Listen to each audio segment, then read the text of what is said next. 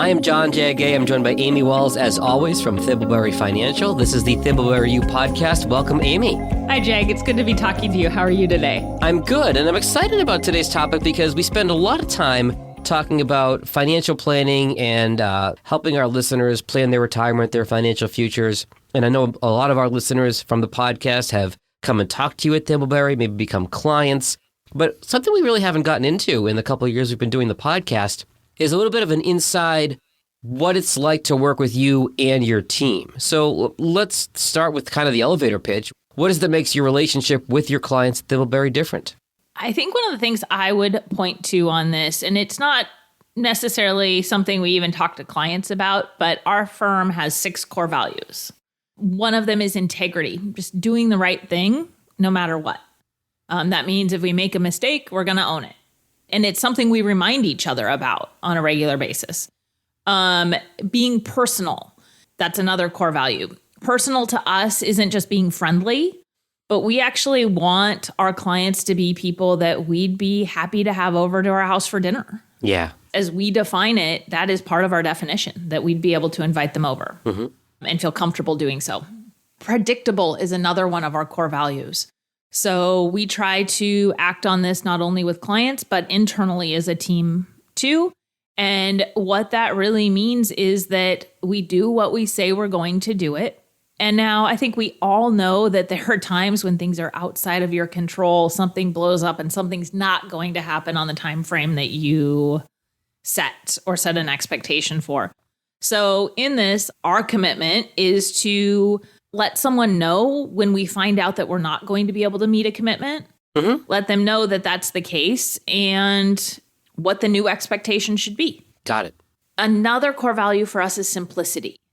And I really wish I had a simple way to explain this, but what we deal with is so complex.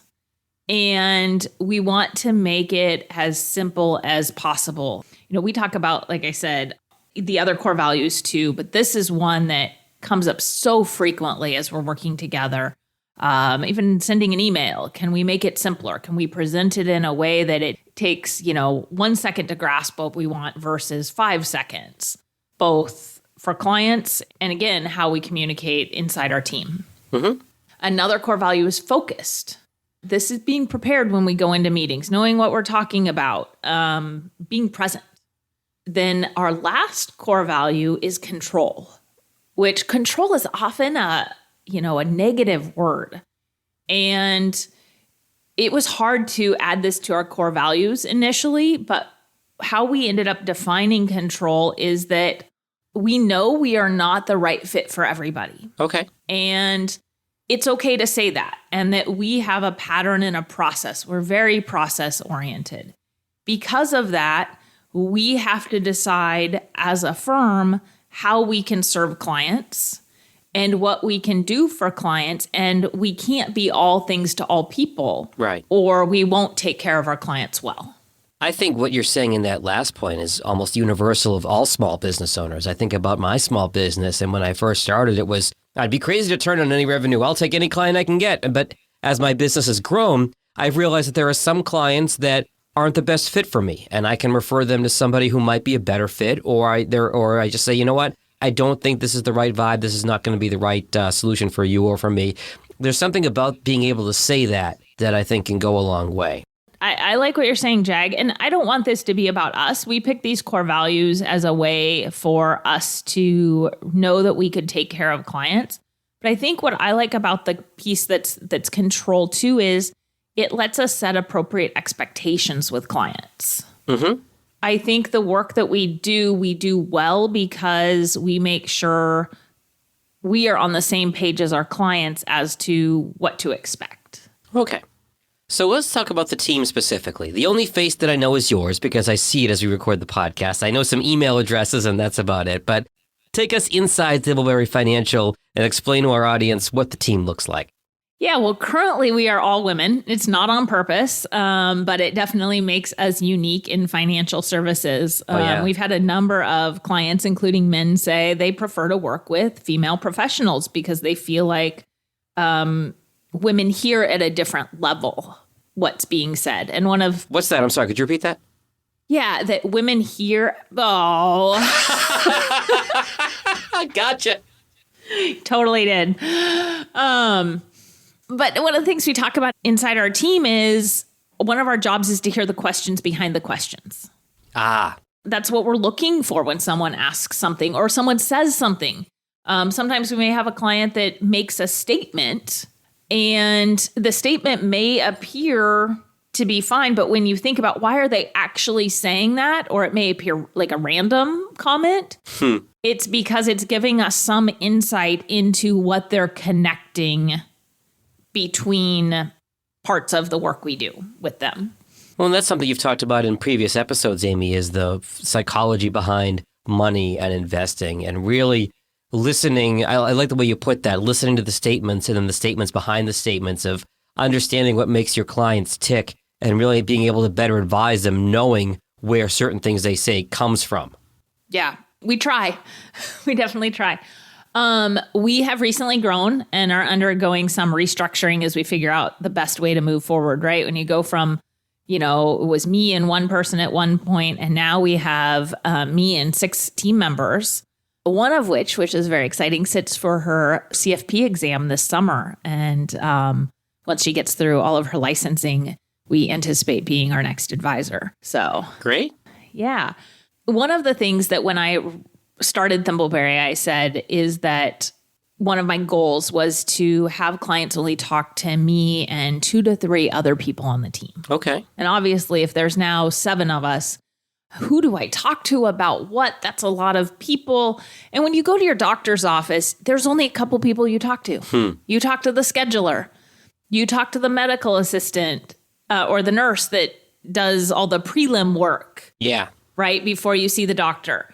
You don't have 15 people that you're talking to when you go to the doctor.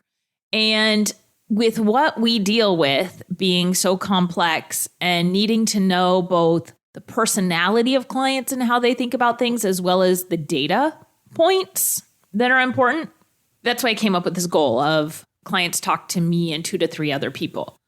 And so what we are in the process of working on is rolling out what I'll right now call service teams. Okay. For our clients. And so I obviously, as the advisor, am going to be part of this. But in addition, the service team would involve a paraplanner, an investment operations specialist, and then also our office manager. Sure. Okay. So a paraplanner is kind of like a paralegal, if that means something. Basically, their job is to collect data, make sure financial plans are updated, that the information around the plans updated makes sense. They do research for me on certain topics related to a client. And then for us, they also act as a project manager around everything we do for that particular client. Okay. Then there's an operations specialist. This is the person that is executing distributions or processing money into accounts, opening new accounts, paperwork related to investment accounts. And then our lovely office manager schedules, helps clients get to the right person. There's some transactions that may just come up that she can handle, and they're all delightful. Now that we're going through this, Amy, there's something I've been meaning to ask you for 2 years, and I keep slipping my mind, and now I'm going to ask it. Where did the name Thimbleberry come from? Oh my goodness. I'm so glad you asked that. So a thimbleberry is a real berry. Okay. This is a question I get a lot. Like, how did you make up the name Thimbleberry? No, it's real. It is a thornless gourmet raspberry that grows wild from the coast to the mountains here in the Pacific Northwest. Really? Yes. And it cannot be cultivated. It actually grows under conifers. Okay. Okay. So you can't really cultivate a conifer field and plant thimbleberries. That would be pretty difficult. So when I was looking for a name for the company and I came across, the idea of Thimbleberry, I thought, this is so cool because it can't be cultivated. So it grows wild. So it's like the markets in that we don't get control over it. We don't get influence over it, right? This berry is out there at the whim of the weather, at the coast or up in the mountains, doesn't matter. Mm-hmm. And it's experiencing all of these storms. And in the end, what you get is this thornless, which is way better than a thorny raspberry, gourmet raspberry. So I just love the analogy related to what we do, which is about getting to goals. And one of the tools for getting to those goals is the market and investments.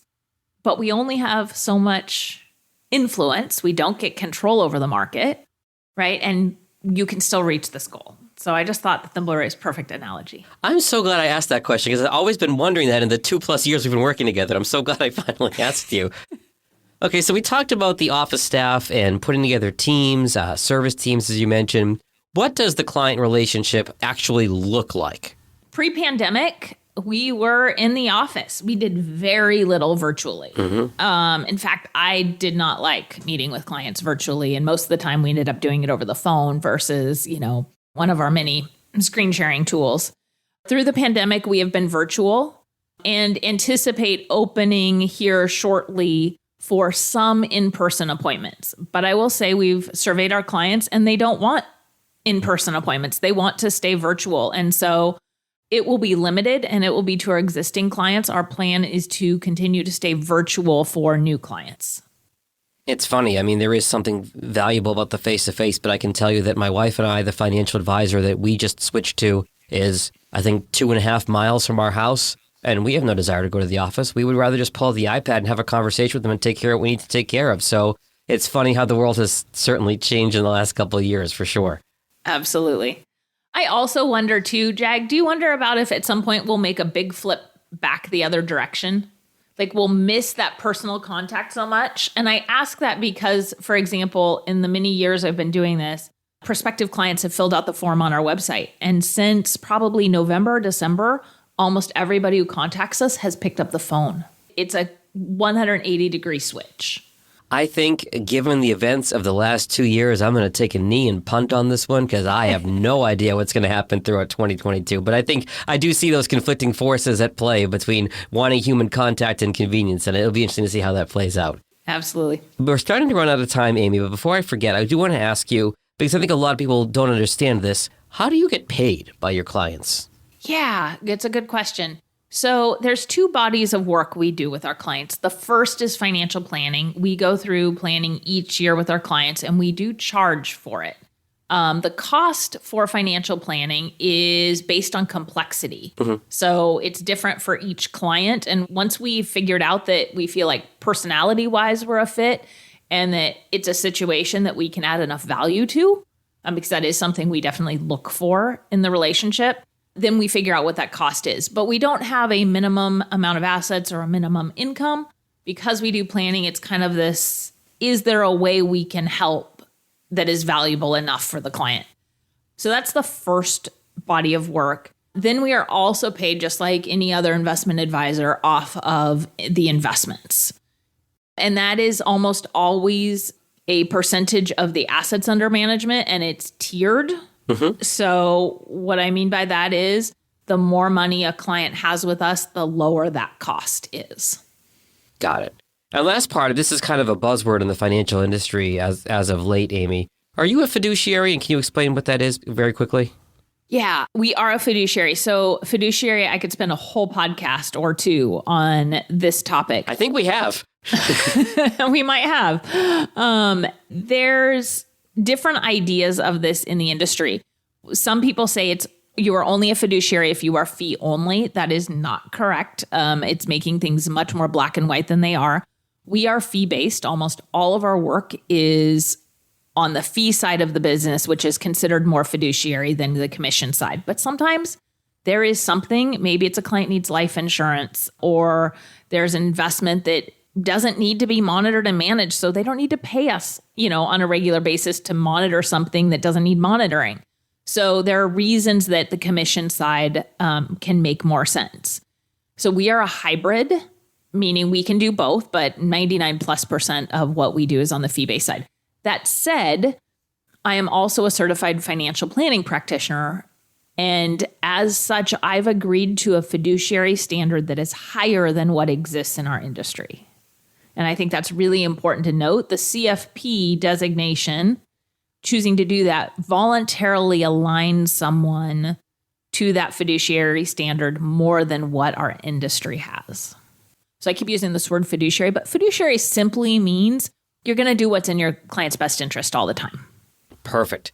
Well, now that we've gotten to know a little bit more about you and the team that works with you at Thimbleberry Financial, if somebody wants to come talk to you, meet with the team, see if it's a good fit for planning their financial future, what are the best ways to reach you and your team, Amy? Yeah, I'll throw the phone number out here first since that seems to be everyone's preference these days. It's 503-610-6510, but they can also go to our website, thimbleberryfinancial.com, and click on the chat with us button. Excellent. Good stuff, Amy. We'll talk again soon. Sounds great, Jag. Registered representative, securities offered through Cambridge Investment Research, Inc., a broker-dealer, member FINRA SIPC. Investment advisor representative, Cambridge Investment Research Advisors, Inc., a registered investment advisor. Cambridge and Thimbleberry Financial are not affiliated.